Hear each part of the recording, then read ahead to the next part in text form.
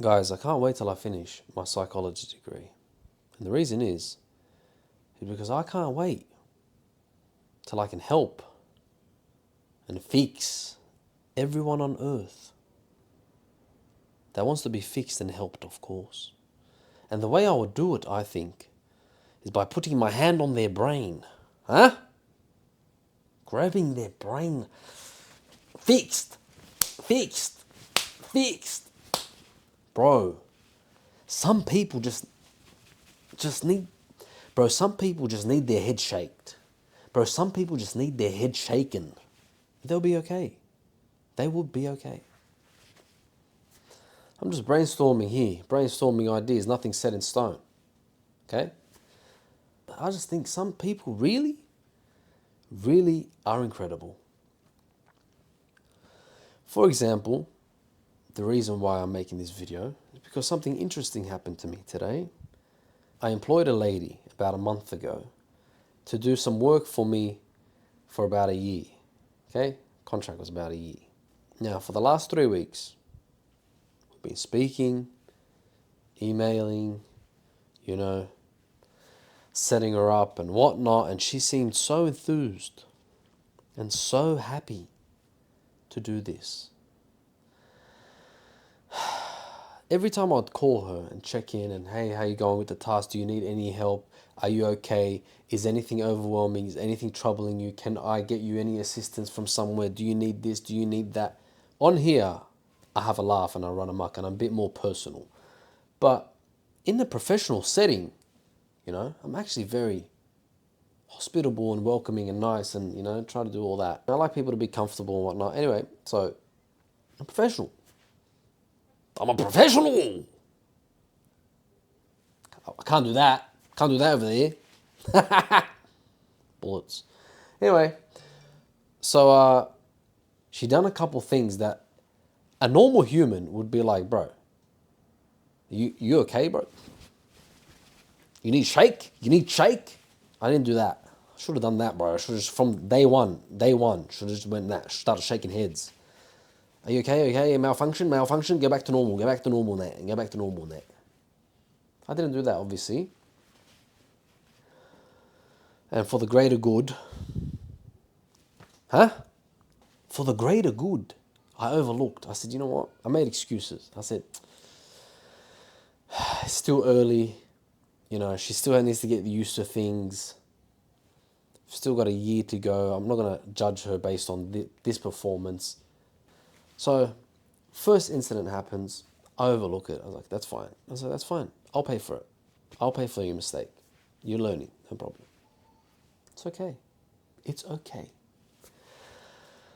Oh, thank you so much. And, yeah, blah, blah, there's an oversight, blah, blah, blah, all that, yeah? No problem. I believe in you. I'm the father you never had, woman. That's what I wanted to say, but I didn't. Okay, no problem. I'm actually very professional, guys. But yeah, and basically, I was like, no problem. It's all good. So it's been about 3 weeks now, and I get a message today saying, I quit.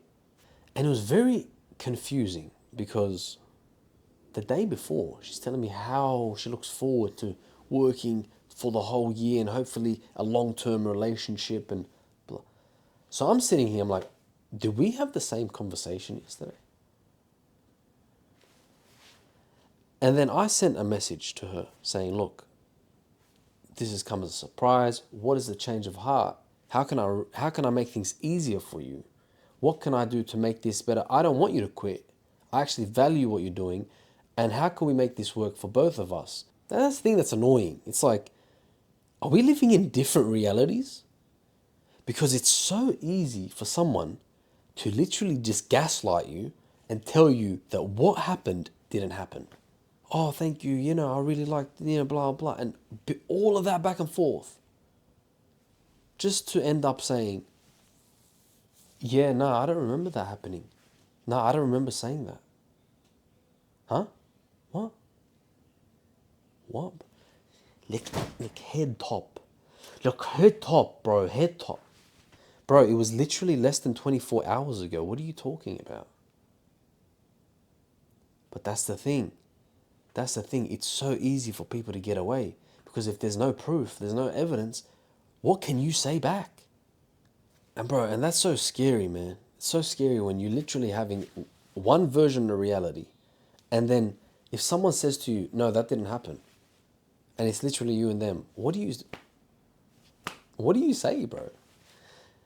Because if you were to read her message, her last message, you would think that I overwhelmed her, that I gave her tasks beyond her scope, you would think I was basically a tyrant.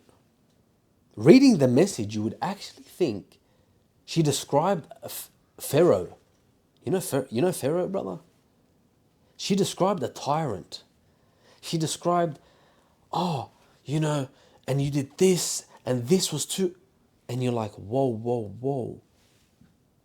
What actually happened?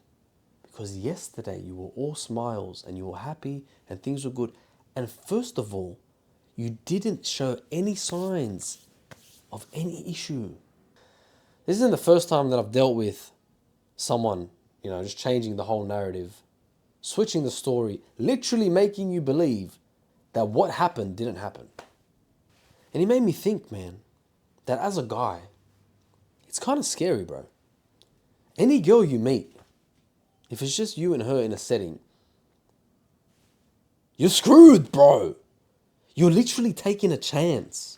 And that's what's annoyed me, bro. It's annoyed me that I spent 3 weeks being literally nice and welcoming and gentlemanly and yes and accommodating, just to end up at the other end of a lie. To be like, oh, I was actually XYZ and I was this, and you know what, I've put this. And you start thinking to yourself, you're like, bro, do people just believe their own lies? And they do. They do. Also, she wanted the full payment for the work, but she hasn't even done the full work. So, she did half the milestone. I'll pay you for half the milestone, but I don't have to pay you for the full milestone because you didn't do the job. That makes sense? Reading things that are not true, you get a bit reactionary. You want to defend yourself. You get defensive, especially when it's not true. People lying on your name, bro, you're going to get cut. And then people wanting money that they don't even deserve. As I started to feel myself getting agitated, I said, you know what?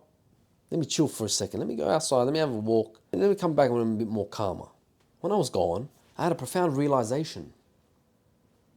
And I realized that none of this matters. None of it matters, bro. And this is what I mean. She's lying, and now I'm sitting here wasting my time trying to tell her how she's lied. Now, if she's already pulled that move, do you think I'm going to get an open, understanding, rational response? Where she's like, oh, you know what? Thank you so much. I didn't look at it that way. Yeah, you know what? I didn't mean to, say this. I'm sorry. Do you think I'm going to get any accountability? No. So hold on. Let's put this straight. So she's lying. I'm going to spend my time now trying to convince her why she's wrong and why she's lying, only to get a response by her to be like, well, no, you're wrong and I'm not lying. And then I'm going to spend time going back and forth about this payment. So I sat and thought to myself, I'm saying, who said it's cheaper to keep her? Bro, here, take your full payment. No response about where you're wrong. I don't even care. I don't even care. Thank you for your time. All the best. All the worst. All the best. Okay? The way I look at it is, I've paid her extra to get rid of her. Do you understand? Do you understand, my boy? I paid her extra to get rid of her. It's a headache. Bro, the hours that I would have spent going back and forth with her, the headaches. When you see someone's character, when they start lying and they start making up things, and stay away from this, bro, cut them out ASAP. ASAP. Some battles are not worth fighting, bro. You got to pick your battles. Not everything's worth a reaction. Not everything's worth, trying to prove you're right. But I just find it kind of crazy, man. Where someone can literally wake up one day, flip the whole narrative on you, and just tell you, oh, you know what? You did this. There's a couple psychological reasons why people do this. One of them is avoidant coping, emotional disengagement. Where in her brain, Instead of dealing with a hard conversation, hey, look, this isn't for me, they would rather, for their own ego, protect their ego and blame external factors. No, it wasn't me, it was you. For example, let's say you're speaking to a girl, things are going great, you're sweet, everything's fine, you're having a laugh, everything's good. And then out of nowhere, she deletes you and blocks you and never speaks to you again. And you're just like, what happened, man? You led me on for weeks. What's going on? I don't, like, if you're not feeling me, just tell me. But instead of having the hard conversation, be like, hey, look, I've actually talking to someone else, or hey, look, I'm not interested, they block you because it's easier to avoid. You understand? And you're sitting there with all these unanswered questions in your head, trying to find some answers. And some people are not as strong as others. Some people start blaming themselves.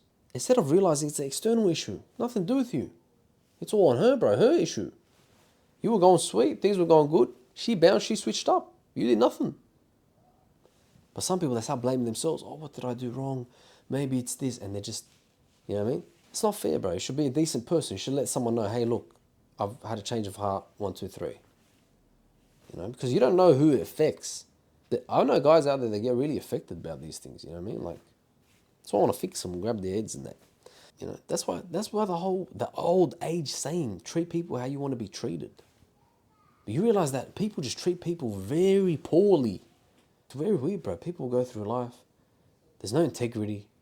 You know, they'll cheat people, they'll scam people, they'll lie to people. They're not good on their word. And then they expect, like, it's very interesting. I find human nature very interesting.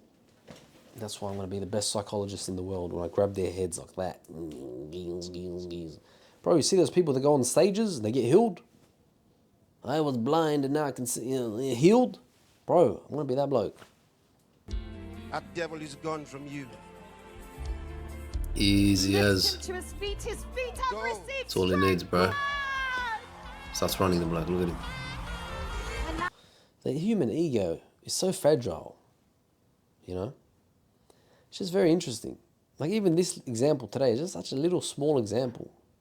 What's closer to the truth in that situation is probably that she overestimated her capacity. She got overwhelmed. And instead of taking accountability, saying, hey, look, I actually thought I can take on this and, you know, I've overestimated myself. Being honest, no. Avoids accountability, blames, withdraws, projects.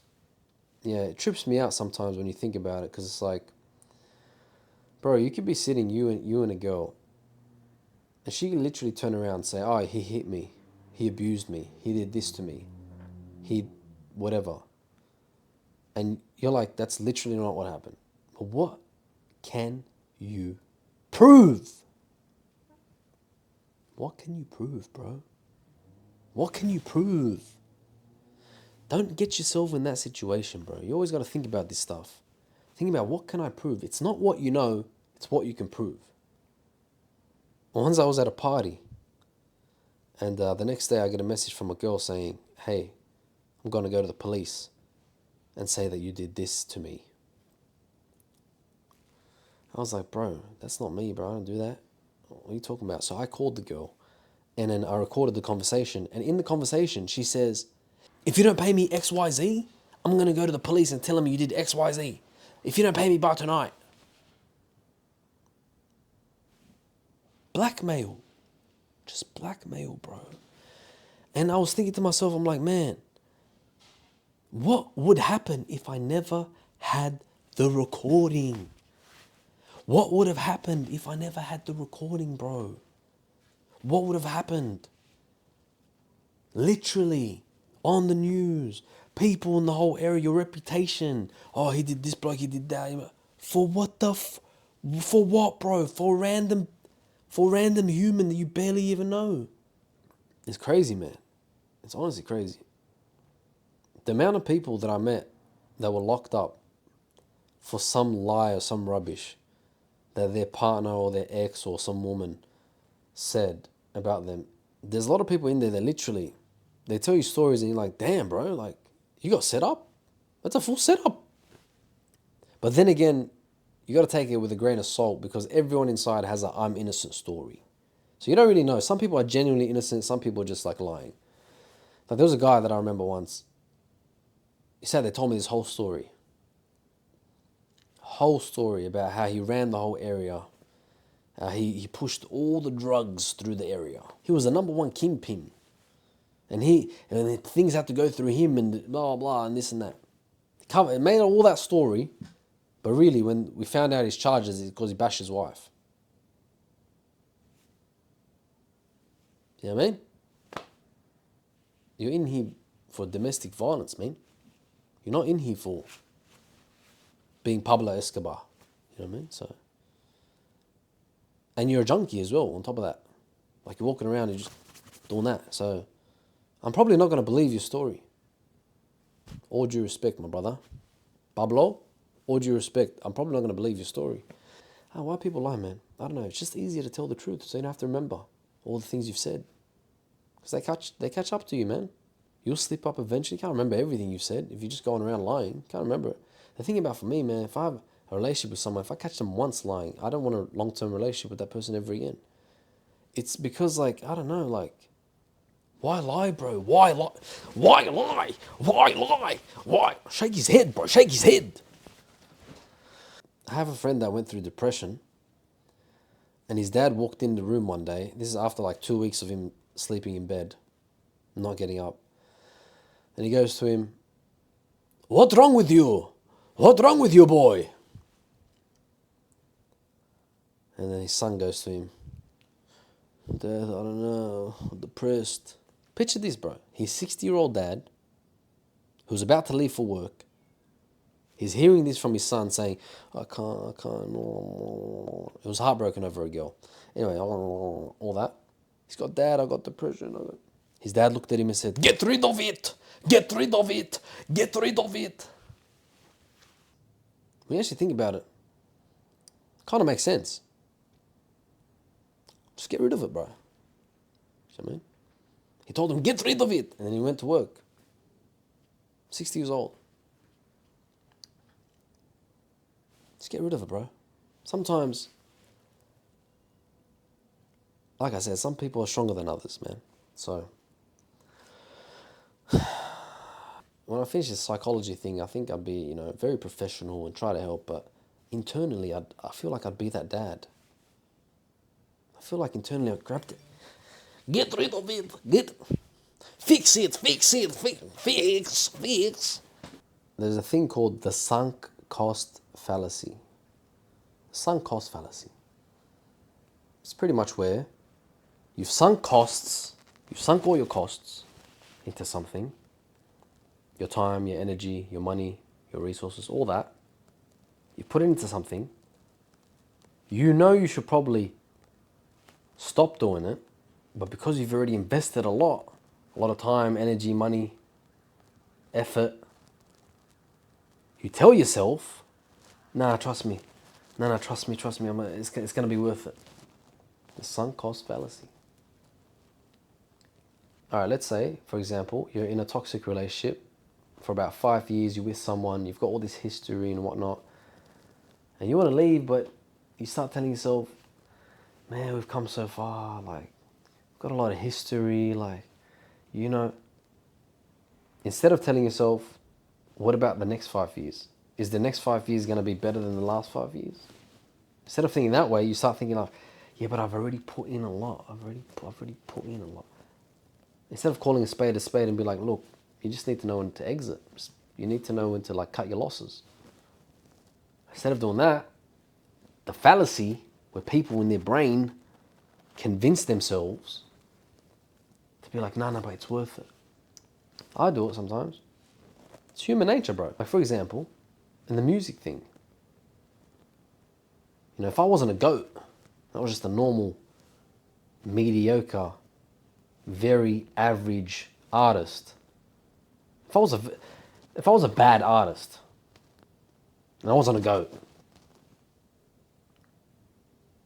at what point do you just say, "Bro, you just give up? You're not good. It's bad. Do something else." Some people are delusional, and they're like, "But I've already been doing it for so long, so I just got to make it worth it." Yeah, but how long are you going to continue to do it? And it's not going to be worth it. So you got to like cut your losses here.